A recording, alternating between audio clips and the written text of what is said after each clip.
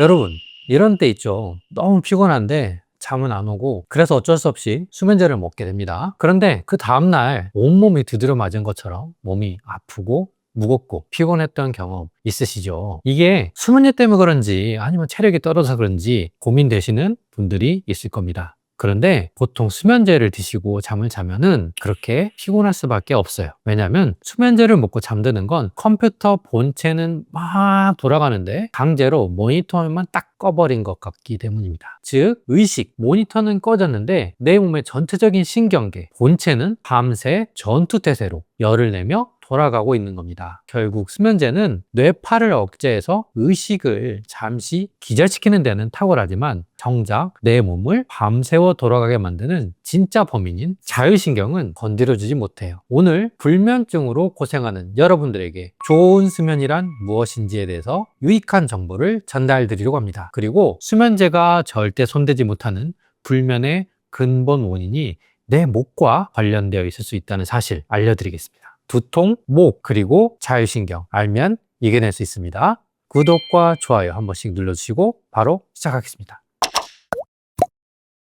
내 몸의 본체는 왜 모니터가 꺼졌는데도 밤새 윙윙 돌아가고 있는 걸까요? 몸은 피곤해 죽겠는데 눈이 말똥말똥하신 분들, 여러분들의 뇌가 지금 문 밖에 호랑이가 있다고 착각하고 있기 때문입니다. 현대인들은 극도의 스트레스, 업무 압박, 이런 불안감 속에서 살아가는데요. 이러면 우리 몸의 자율신경 중에서 교감신경, 생존 모드가 폭주합니다. 문 밖에 호랑이가 어슬렁거리는데 마음 편하게 깊은 잠에 빠질 사람이 있을까요? 우리 뇌는 스스로를 지키기 위해서 깊은 잠에 들지 못하게 막습니다. 수면 진입에 대한 2017년의 신경과학 연구를 보면 사람이 깊은 수면에 빠지기 위해서는 반드시 교감신경의 스위치가 꺼지고 안정하게 되는 부교감신경이 켜져야 되는데요. 문 밖에 호랑이가 사라졌으니 이제 안심하고 자도 돼요 한다는 안전신호가 뇌에 전달이 되어야 한다는 겁니다. 문제는 수면제가 이 안전신호를 만들어주는 약은 아니라는 거예요. 문 밖에 호랑이가 있는 것처럼 몸은 느끼는데 수면제는 그냥 내 눈에만 안대로 가려버리는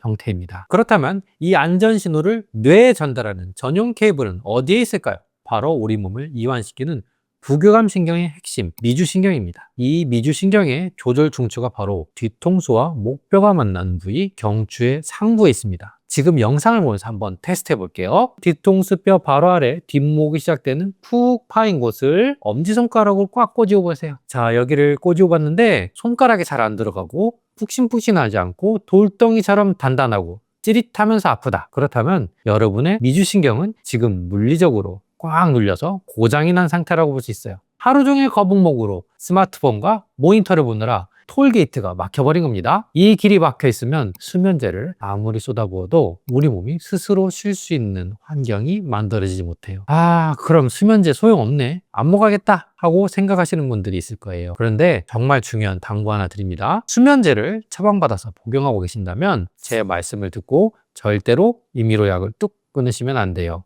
뇌는 이미 약물에 적응했기 때문에 갑자기 끊으면 더 극심한 반동성 불면증이 올 수 있어요. 약을 줄이겠다, 그리고 끊어봐야겠다, 이런 부분들은 반드시 처방해 주신 주치의 선생님과 상의하셔야 됩니다. 그래서 오늘 제가 드린 솔루션은 약을 당장 버리라는 게 아니고 장기적으로 수면제를 부드럽게 줄여나갈 수 있고 내 몸이 스스로 부교감 신경의 버튼을 켜서 깊은 잠으로 넘어갈 수 있는 환경을 다시 세팅하는 것에 대한 이야기입니다. 자, 그럼 이 돌덩이처럼 굳어버린 뒷목의 자율신경 톨게이트를 어떻게 열어야 할까요? 10년, 20년 동안 굳어져서 뼈와 근육, 신경이 본드처럼 엉겨붙어버린 유착은 단순한 마사지나 스트레칭만으로는 열리지 않아요. 이럴 때 필요한 치료가 꽉 막힌 부교감 신경의 길목을 풀어주는 도침 치료입니다. 미주신경을 짓누르고 있는 깊고 질긴 심부의 유착을 1mm 단위로 섬세하게 물리적으로 풀어내는 거예요. 수면제가 뇌를 강제로 꺼버린 동안 도침으로 꽉 막힌 뒷목의 유착을 풀어서 억눌려 있던 미주신경의 숨통을 풀어줄 수 있습니다. 구조가 편안해지면 뇌는 비로소 이제 안전하구나 하는 신호를 받고 과항진된 교감신경을 서서히 끄게 됩니다. 이것이 자율신경을 치료하면서 불면증을 완화할 수 있는 기본적인 치료법이에요. 자, 병원에 오셔서 구조적인 문제를 해결하기 전에 오늘 밤 당장 내 몸에 안전하다는 신호를 줄 수 있는 수면 루틴 알려드릴게요. 오늘 알려드릴 이 루틴은 뻔한 인터넷 팁이 아니에요. 수많은 무작위, 대조군, 임상실험과 연구들을 분석해서 증명된 강력한 과학적 근거를 가진 자율신경 이완 프로토콜입니다. 순서대로 딱 짚어드릴 테니까 한번 따라해보세요. 첫째, 잠들기 1시간에서 2시간 전 따뜻한 물에 15분 동안 족욕을 하면서 캐모마일, 레몬밤, 패션 플라워가 블렌딩된 차를 한번 드셔보세요. 우리 몸은 잠들기 전에 심부의 체온이 떨어져야 부교감 신경이 켜집니다. 족욕은 따뜻하게 하는데 어떻게 심부 체온이 떨어지나요? 할 수 있지만 혈관을 확장시켜서 우리 몸속의 열을 밖으로 발산시키는 작용을 합니다. 심부의 체온을 가장 효과적으로 뚝 떨어뜨리는 거예요. 다수의 메타 분석 연구에서 수면 60분에서 90분 전의 족욕이 수면 진입 시간을 극단적으로 단축시킨다는 것이 증명됐어요. 다시 한번 설명드리면 족욕의 과학적인 원리는 발을 따뜻하게 하는 것보다는 발의 혈관을 확장시키면서 심부의 체온을 떨어뜨리는 효과인 거예요. 다음, 방금 설명드렸던 차도 과학적인 근거가 쌓이고 있어요. 2018년에 발표된 35개의 임상 연구 메타 분석과 유럽의 다수 임상 연구에 따르면 캐모마일의 아피게닌이나 레몬밤의 성분들은 천연 신경 안정제예요. 우리 뇌에서 신경을 안정시키는 가바라는 수용제에 직접 결합합니다. 이러한 차 말고 다른 걸 먹고 싶다 그러면 타트 체리 주스라는 것도 있어요. 이 타트 체리는 일반 체리와 달리 신맛이 강해요. 그래서 사워 체리라고도 하는데요. 수면 유도 물질인 멜라토닌과 항산화 성분인 안토시아닌이 매우 풍부해서 불면증 개선, 체내 염증 감소 등 관절염 완화에 도움을 줄 수 있는 것으로 알려져 있어요. 최근 초기 임상 연구들에서도 이러한 천연 멜라토닌이 풍부한 타트 체리가 수면 시간과 효율을 높이는데 도움을 줄 수 있다고 보고되고 있어요. 자, 족욕도 하고 차도 마시고 주스도 마셨어요. 침실에 들어가기 전에 스마트폰은 당연히 밖에 두시고 방 온도를 18도에서 19도 정도 사이로 서늘하게 유지시켜 주세요. 스크린 불빛 차단은 수면 호르몬인 멜라토닌 분비를 막는 청색감을 억제하는 가장 확실한 방법입니다. 그렇게 해서 휴대폰을 잠자는 공간에서 멀리하고, 정말 중요한 게 온도인데요. 아까도 심부열을 떨어뜨리려고 노력을 했잖아요. 2023년과 2025년에 발표된 대규모 생리학 연구들을 보면 방 온도가 24도 이상으로 올라가면 우리 몸은 자율신경이 마구 교란되면서 심박수가 증가합니다. 방이 서늘해서 내 심부 체온이 뚝 떨어질 때 부교감 신경의 지표인 야간의 심박 변이도 수치가 자연스럽게 올라가면서 뇌 청소가 일어나는 깊은 잠에 빠지게 돼요.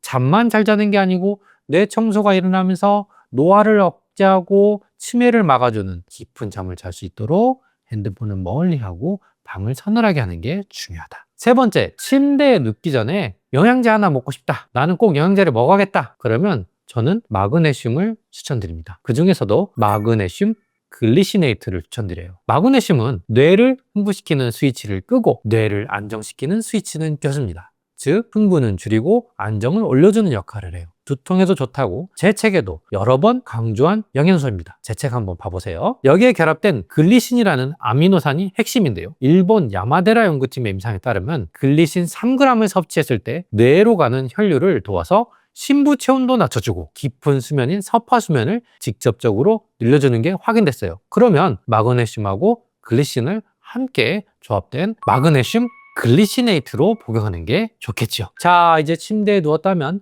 막혀있는 뒷목의 톨게이트를 물리적으로 열어줄 차례예요. 먼저 코로 4초 동안 숨을 들이마세요.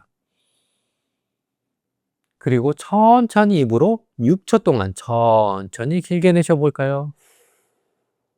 한 번 더 같이 해볼게요. 숨을 입으로 이렇게 숨을 쉬는 걸 부교감 호흡이라고 합니다. 5분 동안 해보세요.